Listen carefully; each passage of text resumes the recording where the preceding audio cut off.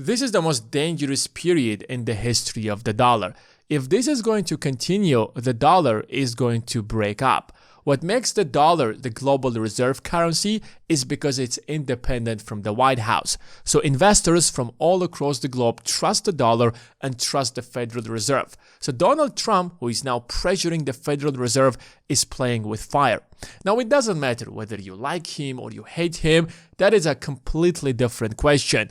Investors must feel confident that the Federal Reserve is independent to continue buying US Treasury bills. And if you think that I'm exaggerating, that it can possibly collapse, then watch the video till the end. I'm going to explain. The Federal Reserve has a very complicated system for a reason, because it must be independent. At the same time, it is being governed by three different entities. The people who govern the Fed are being appointed by the President of the United States. But the President cannot easily appoint anybody he wants, because he will appoint somebody who will follow the orders of the President, which is why the governors must be confirmed by the Senate. That's how we ensure the independence of the Fed. At the same time, the owners of the Fed are the largest banks in the country. So everybody has a huge stake in the Federal Reserve because the Fed controls the dollar, and the dollar is the backbone of the bond market, and the bond market is the backbone of the US economy, which is why it's extremely important for the Fed to be independent. On one side, we have investors who are willing to make a lot of money. Why would you invest in any kind of a project? Why would you buy any kind of an asset? Because you want your money to grow. You want to make a real return on your money. But if the President of the United States has full control over the Federal Reserve, and the Federal Reserve will lower interest rates even though that inflation is high and inflation grows to 5%, and the government is providing you with 5% yields on your investment, then you're not making any money or whatsoever. But because you, as an investor, believe that the Fed is independent, you're not actually worried about that, and you easily go and invest in US bond market.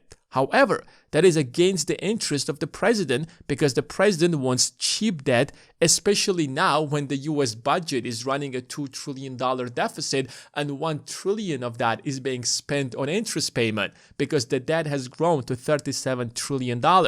So for this system to work, the Fed must be independent. This is what investors are afraid of. If the president takes control of the Federal Reserve will lower interest rates, which means that the bond market will start offering lower rates. However, most of the bond market is being held by investors. Investors are afraid about their money. Investors want to know that their money is safe and confident. Investors want to make sure that their money is growing. So they will start selling massively their treasury bills.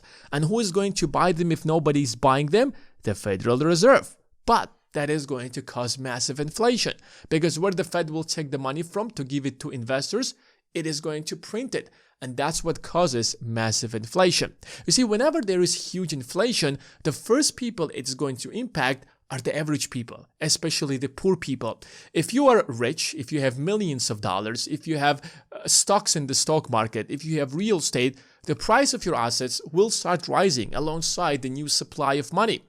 And because 90% of the entire stock market is being owned by the top 10%, investors are not worried because they will keep making more money. But what if you don't have stocks? What if you're not an investor? What if you're in the bottom 50%? The prices of essentials are going to rise, so the quality of your life is going to go down. You're essentially going to become much poorer because of that high inflation. And that's why the Senate must confirm that the Fed is independent and the Fed is being governed by people who are going to care about inflation and not by what the President of the United States wants. Donald Trump has already criticized Jay Powell with everything he could possibly can. He called him with every name in the book. He also went behind the renovation of the Fed. The building is around 100 years old, and there was a planned renovation, and now they're trying to accuse him of mismanaging that project. But that's already in the past, because the new crisis is that Donald Trump is attacking one of the governors of the Federal Reserve. Her name is Lisa Cook, and she's a Democrat. By pressuring her, Donald Trump is setting an example that during the next Fed meeting, if you are not going to vote to lower interest rates, then that kind of pressure could be on you as well. So it doesn't matter whether she will be fired or not, because I don't know at this point. He signed an executive order that she will be fired, but he cannot possibly just easily fire her. But by creating so much pressure during the next meeting of the Fed, some of these Fed governors might want to avoid such a pressure on themselves, so they might actually vote on lowering interest rates. And that could question the independence of the Fed. That leaves Fed governors with two options: step down or submit to the will of the White House. If you look at the yield on 30-year government bonds, they're already rising. They're almost 5%, even though that the interest rates that are set by the Fed are about 4.5%.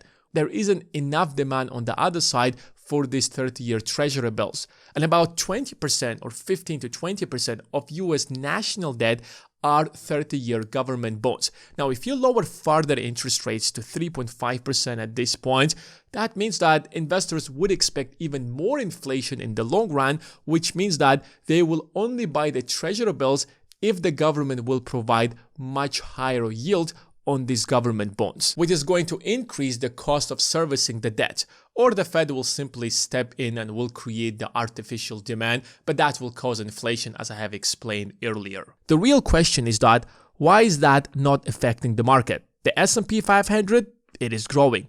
The Nasdaq 100 are also growing.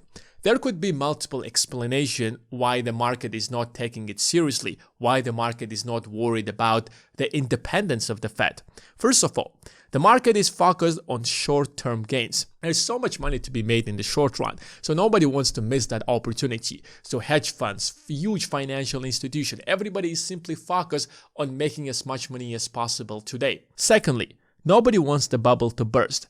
There is a small bubble, or not even a small bubble, but we have created an AI bubble in the market. This bubble is not as big as the bubble of 2008 or the bubble of the 2001 when .com or internet companies turned into a bubble. But certainly there is a bubble no matter how you look at it, since we have spent so much money on AI technologies, since we have spent so much money on developing AI that the entire market has turned into a bubble. I mean, these entire stock prices right now in the market are not being backed by real earnings behind them, which means that at certain time in the future, stock prices must adjust. Either earnings are going to grow to adjust to reflect the stock prices, or stock prices will come down to reflect the earnings in the market. So if huge investors will start selling off their stocks, that could lead the bubble to burst, which could lead to a domino effect, which could crush the entire market. The third explanation could be is that the market is being distracted by the AI.